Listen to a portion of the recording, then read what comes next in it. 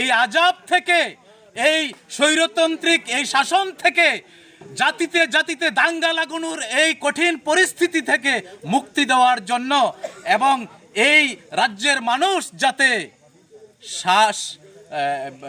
একটা শান্তিপূর্ণ পরিবেশে শ্বাস নিতে পারে তার জন্য আপনারা ব্যবস্থা নেবেন।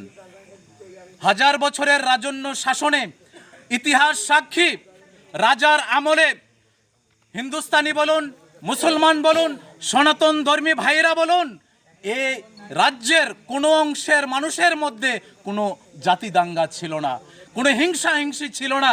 মহারাজ যেমন ওই উদয়পুরের মাতার বাড়িতে সনাতন ধর্মীদের জন্য মা ত্রিপুরেশ্বরীর মন্দির করেছেন, বুদ্ধ ধর্মের উপাসনার জন্য বুদ্ধ মন্দির করেছেন, ঠিক তেমনিভাবে আমাদের সংখ্যালঘু মুসলমানদের জন্য আগরতলাতে গেদুমিয়ার মসজিদ করেছেন। এমনকি রাজপ্রাসাদেও আমাদের সংখ্যালঘু মুসলমানদের জন্য নামাজ পড়ার জন্য উনি ব্যবস্থা করেছেন।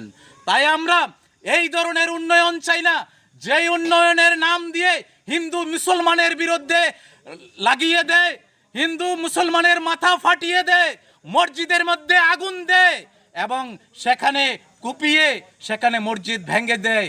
এই ধরনের উন্নয়ন, এই ধরনের পার্টি, এই ধরনের সরকার আমরা চাই না।